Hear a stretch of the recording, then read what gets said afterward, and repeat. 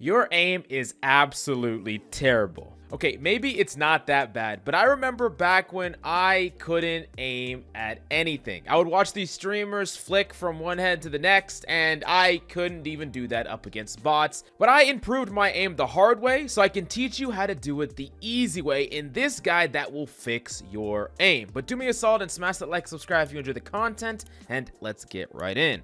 Now, the first thing that you're going to need is optimized equipment. This is incredibly important, not only for just improving your overall performance, but it's going to be easier to learn when you're using the right tools. No one wants to become a varsity baseball player using a wiffle ball bat, so let's get you the right equipment for the job. If you're using a mouse, I want you to get an esports oriented mouse without extraneous weight and a whole bunch of extra buttons that you just don't need for an FPS game.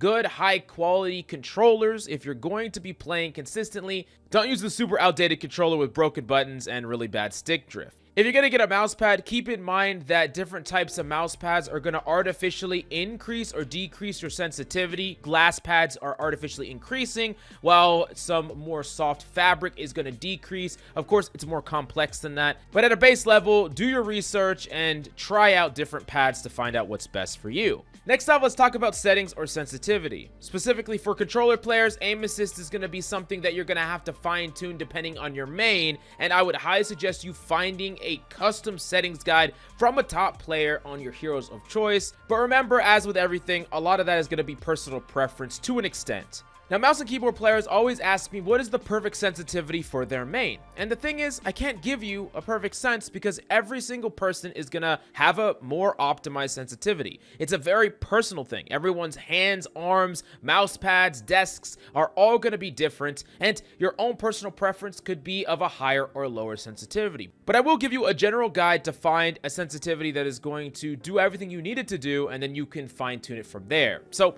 think about your arm and your hand and your fingers as a sort of paintbrush, right? Where you're using each part of them for different types of strokes. Your arm is going to be for the large scale movements like 180ing. Your wrists are going to be for the movements on the screen that you can see, and your fingers are going to be for the micro adjustments when you're just trying to alter that crosshair from their shoulder to their head. Similar how if you tried to paint something really detailed with only a gigantic paintbrush, you'll never be able to do it. And if you try to paint a really large canvas with a tiny paintbrush, it would be impossible. To compare that to Overwatch, you still want to be able to do 180s consistently and all the movement required of your hero of choice, which is of course going to be different depending on the mains that you play. But you also want to have a fair amount of micro tuning so that it's easier for you to adjust to little pixels on the screen, trying to get those headshots. Finding the balance within that is going to be the way that you find your best sensitivity. But the last thing that we need to talk about is about your settings. Now, every single setting, if you're a competitor, should be to max out your FPS. Always trying to make it so you have the most amount of frames, and this means on top of that, buying equipment that's going to have better resolution, so a good monitor with 144 Hz minimum or even better if you can, and then setting everything to low, trying to max out that FPS, because the more frames you have, the smoother the experience, the easier it will actually be to aim, and I think just more enjoyable overall. So I would highly suggest it. Now, let's talk about things that you should do to improve your aim, starting with level 1 and going to level 3, the different types of training that you can do to help your aim for specifically Overwatch. Now, there's level 1, and level 1 will be someone that's true new to FPS shooters. Maybe you just started or just transferred over from console, and you're trying to get that baseline level of aim, and you're really not that confident in your aim at all. This is the only stage that I would suggest something like Aim Labs and Kovacs, trying to get good mouse control, get comfortable with your mouse, get comfortable using your mouse on a computer consistently for trying to aim, trying to focus on targets. Definitely think it's good in this stage, but pretty soon you're going to age out of this, and then you can use it for primarily like a really quick warm-up maybe at the start of your session. On top of that, you can also use the practice range. Unlike something like Aim Labs and Kovacs, while not as fast, you're going to actually shoot the weapons that you're going to shoot in game, so you get a little bit better practice there.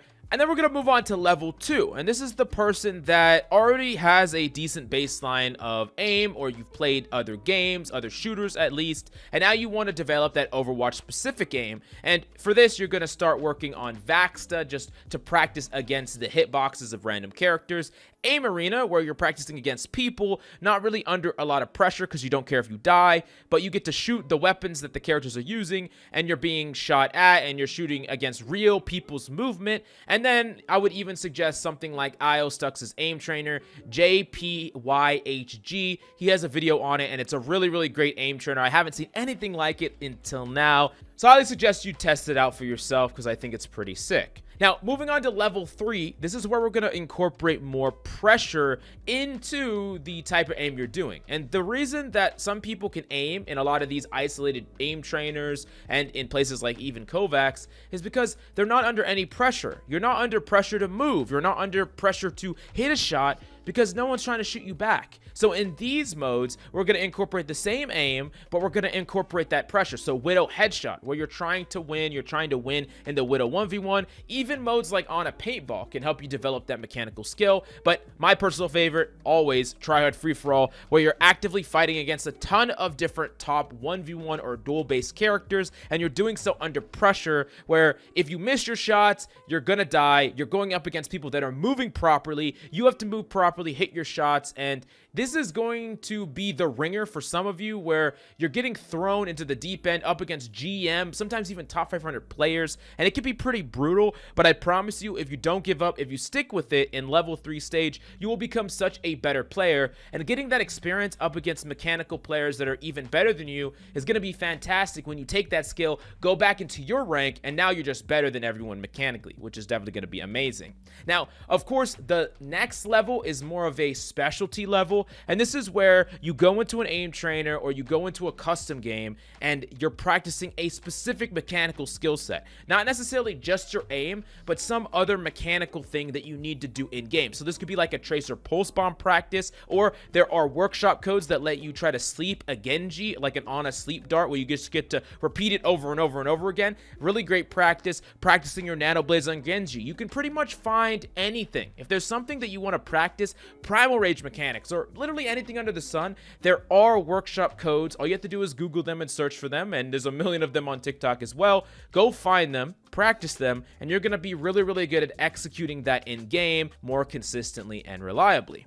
Now let's talk about some general tips that is going to help you take your aim from where it's at right now and take it to the next level and improve your aim at a really fast rate. The first one is remove the lazy or autopilot aim. I see this all the time where players will just start to spam shots out. They're not taking their time. They're not focusing on hitting criticals. They are just spam, spam, spam, spam. And typically it comes from either a laziness, a lack of wanting to focus each and every shot, or they're getting really overpressured. And I think that people that resort to this type of aim are the types of people that have played for a very long time and their aim hasn't got any better. You need to focus on increasing that accuracy and decrease your speed overall. You're going too fast for the skill that you have, and it's better to learn to do things more correctly before you try to do things faster. And this is pretty much true with anything, whether it's trying to primal, trying to hit a sick blade, or trying to pulse bomb. You want to focus on your connection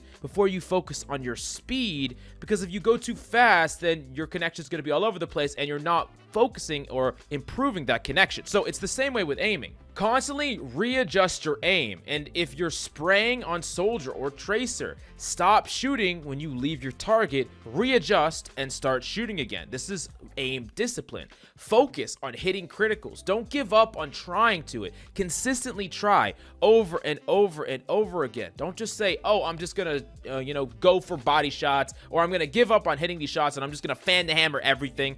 While there are time and places to just hit the consistent shot and go for something intentionally, not trying to hit a critical, don't default to that because you're not confident in your aim or you're trying to be lazy in your aim, because it's actually heavily capping your value. So it's really important to try to work on this most, if anything at all. The next thing that you need to understand is that there are differences in the type of aim that you're shooting depending on the type of gun and character you're playing. So there are three primarily. There's precision, there's projectile, and then there's tracking. So precision are characters where if you are looking at them, you press your primary fire button, it shoots one bullet, and that's it. So Widow, Ashe, Cassidy, these would be precision characters where it's a lot about the timing of the crosser with the head because it's hit scan. And these type of characters are going to take a very specific type of practice. If you don't practice precision type of characters, you are just not going to be able to hit anything with these. You can't just take your aim from other games, especially tracking based aim, and apply it directly here, because it's more important to be on the target at that exact moment rather than being on that target the whole time. Doesn't mean that you can't generally track them, but for quick movements, for players that are on top of you, or for a player that moves sporadically, these type of shots are going to be fairly hard if you don't practice them specifically. And also with precision weapons, you need to understand that your own movement is going to mess up your shots more than the other types of aim, because it's about hitting that specific time frame or that specific shot and timing it right. But if you're crouching left and right and moving left and right really fast, then you are messing up that own precision shot. And a tracking character that is spraying out a ton of bullets, it doesn't matter nearly as much for them, because they aren't trying to hit that one-off instance. They're trying to stay on target through a longer period of time, and they're spitting out a lot more bullets to do so. So this means that you want more static movement, or movement that you can correct. So long strafes left and right, or even standing still when using precision-based characters. Next off is projectile. Now, these characters are going to have some travel time with their primary fire. So it could be Hanzo, Genji, Pharah, and every one of these is going to be a bit different. I would say that in order to maximize your aim on these characters, you have to learn the rhythm of opponents. Oftentimes when they try to move against you, they'll do left, right spams with crouching over and over again. And you learn that rhythm, you wait and you're patient, and you'll find opportunity. Of course, every one of these characters can also spam from far distances away, and you're not really aiming nearly as much in there. But also with projectiles, when your opponent is from close to mid-range, you're looking for the opponent to put themselves in a fixed position, because then it's a lot easier for you to predict where they're going to fall. In fact, it could be 100% accuracy if you know the exact arc that they're in and they can't move mid-air. Now, last up is tracking characters. You know, characters like Soldier, Zarya, Tracer, and these characters are going to be spraying out a ton of bullets, and you are going to have to follow the target with your aim as you're shooting them. Like I said before, your movement can be a lot more sporadic, especially up against a precision character where they benefit heavily from isolating their movement and hitting criticals on you. You benefit heavily from having a much longer engagement where you're more survivable. So in the Soldier versus the Cassidy matchup in the head-to-head, who wins that fight if you're playing for mid-range? Well, if the Cassidy hits 2 criticals, he's probably going to win that fight, or maybe even 1 critical. But if no criticals on either side get hit, the Soldier will probably win. And why is that so? It's because Soldier will do more damage over time, but Cassidy can do more damage in burst chunks. So Soldier wants to make it very hard to get shot, while Cassidy wants to instead increase his accuracy. Now, if you want more information about how this all interacts together and the difference between flicking aim and tracking aim, I have a separate aim guide that will be in the description down below. Now, last up, you need to understand that this is going to be a marathon, not a sprint. You can't expect to get Shroud level aim tomorrow, but you can improve at a very fast pace if you incorporate the right strategy, and you make sure that you're not wasting your time spending thousands and thousands of hours in aim labs when it's about shooting under pressure, shooting within Overwatch that you're just never really practicing. But let me know if you have any questions, and smash that like, subscribe if you enjoy the content, and I'll see you next time.